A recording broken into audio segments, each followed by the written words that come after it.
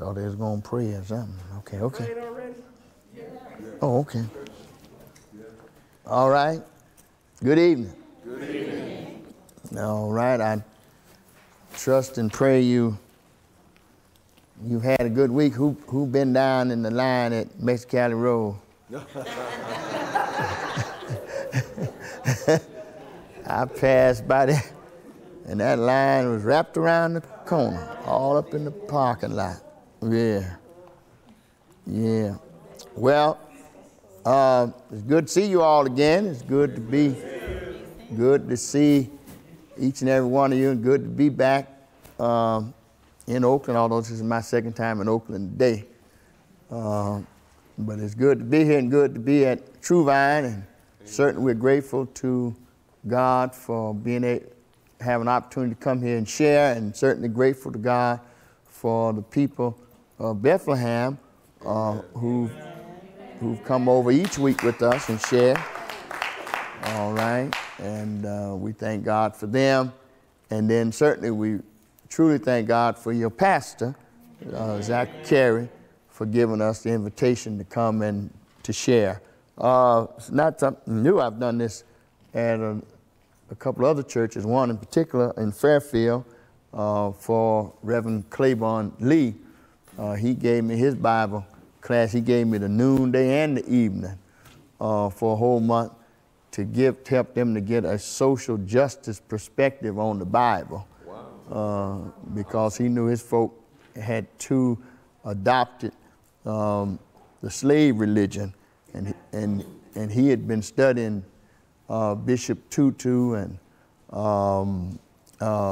Bozak, and he was being radicalized, and so he wanted me to pave the way. So before he get radical, he let me come in there and be radical, which is smart. Which is smart. You know, he had been one way for so long. Let somebody else come up in there and break the ice, and then he can continue to work.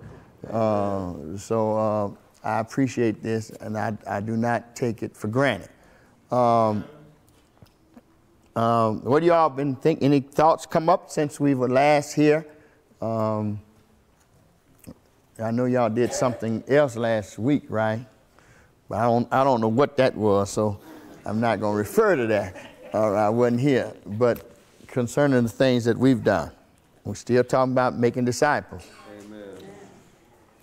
Yes. I just wanted to tell you that Spare the Rod. Oh, yeah. Okay, so my son, I have a second son. This is my son too. So my second son, he's getting ready. Him and his girlfriend is getting ready to have a baby. And so he was talking yesterday that if he has a boy, he's going to spoil the. How's it go? Spare the rod, spoil the young. And I told him that's not what you think it is. But he didn't get that benefit. It really did. Yeah. But, and I was explaining to him that in this day and time, you really can't, beat your kids. You got to really, get a relationship with them and talk to them. Well, I mean, very, very interesting. I mean, you all just think about it. What child do you see being whipped in the Bible? You don't. Jesus. But he wasn't a child of man. But anyway. Okay. Yeah, that's part of being crucified. Yeah. Yeah, but you don't, I mean, and Jesus was a bad little old rascal. He ran off from the crowd, 12 years old, and they scared him to death. They had to turn around and come back, They didn't whip him. And so that's what I was telling him. I said, you can't, nowadays, yes, I did, not knowing better, because that's the way I was brought up through generations. That's what you did with your kids. Yeah. This day and time, you cannot do that. And so he said, well, Pastor Zach. Pastor Zach.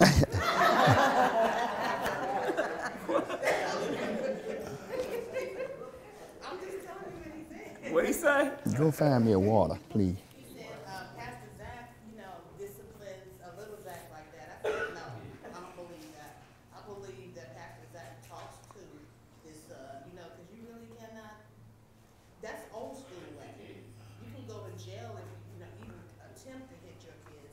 Yeah, but our point in jail, our point is the Bible. Because the Bible, when it's saying spare the rod, it ain't talking about spare the switch, spare the belt, spare the extension cord, all that type of stuff that we've been subjected to. But it was talking about the rod, which is the book, is the canon, which is the standard. Don't spare the word. You have a standard here, and the standard is set in the Torah. Don't spare the Torah. Don't, and if you don't spare that, well, then you won't mess up the child. Right. Get that boy in Sunday school. Yeah, you go yourself. Right. Right. Yeah, you get understanding. Right. Right. Mm-hmm. Yeah. Right.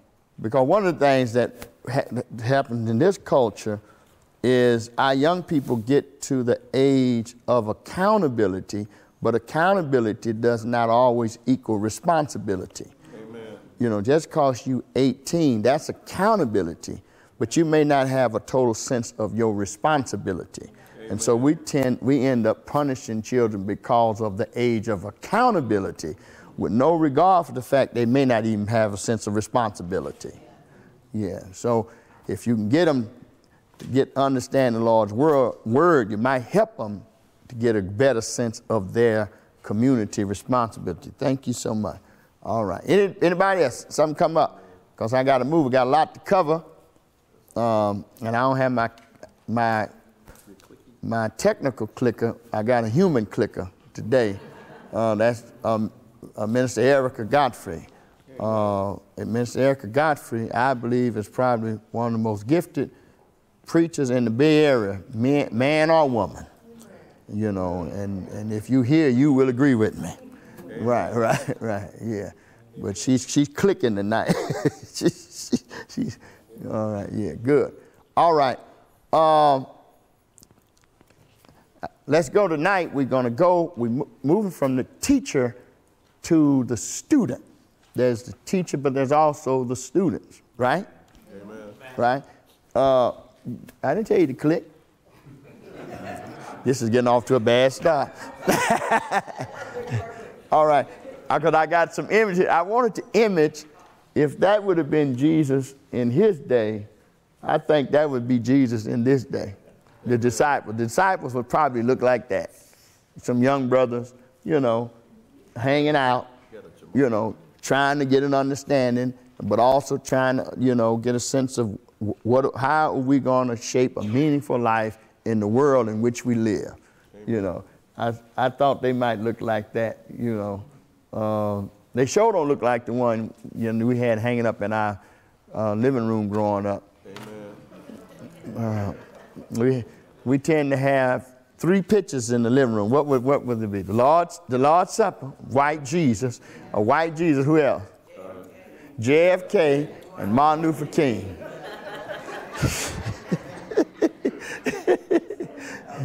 Yeah. I had Malcolm X. My man said he had Malcolm X. Malcolm X wouldn't have worked in my daddy's house. Yeah. All right, click. All right, click. All right, I like that. All right. Let's read it together. Then he said to them, and then the other, go therefore and make disciples of all nations, baptizing them in the name of the Father, the Son, and the Holy Spirit, teaching them to observe all things that I have commanded you. And lo, I am with you always, even to the end of the age. All right. The operative word we want to focus on tonight, which is going to help to guide our discussion, is this word make. And we discovered the make that's a process of what? Let's see if we got any people. That's a process of what? Follow is obedience, right? Right. Huh? Make is what? Transformation. Transformation. What is it? Transformation. If you make something, you transform it from one thing to something else, right? So you say, you're going to make fishes. You're going to be a part of the process of transformation, of transforming men, women, boys, and girls from one thing into something else. That's what Jesus said. That is our call. Huh? It's not the suggestion, right? Yes, sir. You said follow. Follow is obedience. Obedience. Okay, gotcha. All right. Make is transformation. Fishers of men is missions. Involved in following Jesus and his mission. One has to do with the head. One has to do with the heart. The other has to do with the hands. Amen. Follow your head. That's obedience. And we tend to be what? Hard. What? Yeah. So we got obedience issues. And then, needless to say, if you got an obedience issue, then you're going to have some transformation issues. It's hard to change when you got a hard head. Amen. So we got to get folk to the obedience piece, right? And then transformation, other with your hand. And then therefore, he said, go therefore and make. Again, I want to read, this text has been used in some atrocious ways. I want to read one way in which it was badly used by the colonizers, by European, by white folk, to oppress people. Amen. You know, they took, you know, this thing to some far extremes. Rather than to appeal to reason, which would have been the missionary approach, they appealed to conquest. It was evangelizing conquest. This is from one of the popes, Pope Clement VII. He said, we trust that during the entire time you are on earth, he talking to the church, you will compel and use your zeal in making the barbarian nations, who would they be referring to? Barbarian nations. Come to know God. The barbarian nations would be anybody other than them. So it's otherizing, right? And not only through edicts and admonitions, but listen to this, but also through force and arms, if necessary, so that their souls may share in the kingdom of heaven. That's from the church, y'all, using this text, you know, in a way to advance colonization and conquest, even through violence. Amen. You know, and the thing, if you go back to my circle, they first have to believe this themselves. Amen. And then that's going to shape their behavior. And it's going to impact how they belong. Amen. You know, you got to think, but you got to do something first to your own head to start inflicting pain and violence upon people in the name of God. To enslave people in the name of God. You know, and it's a process. It's a process, and, you know, and they did it for years and years. All right, click.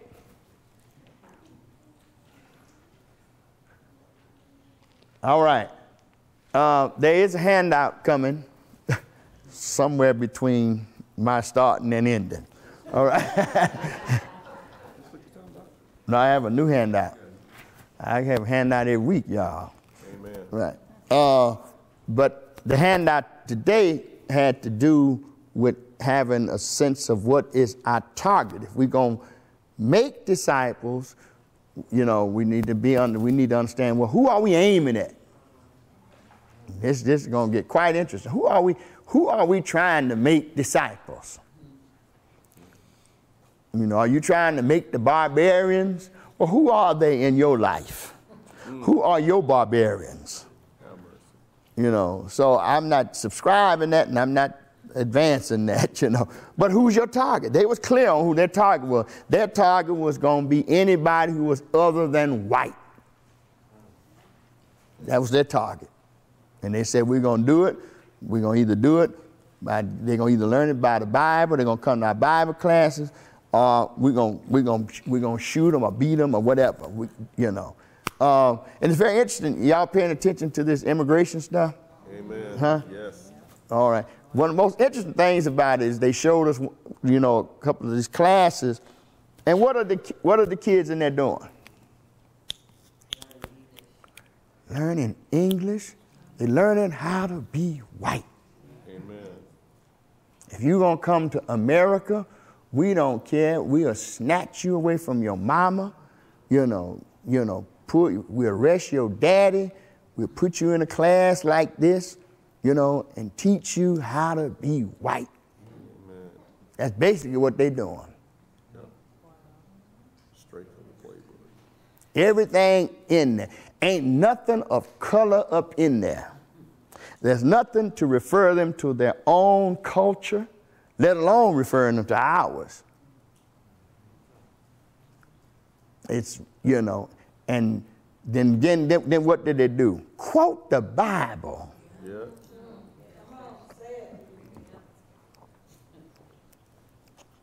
And which means they really believe that what they're doing is right.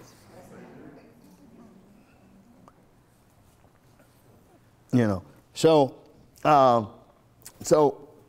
what we want to look at, who is our target, and the odds of hitting your target, this person said, go up dramatically when you aim at it.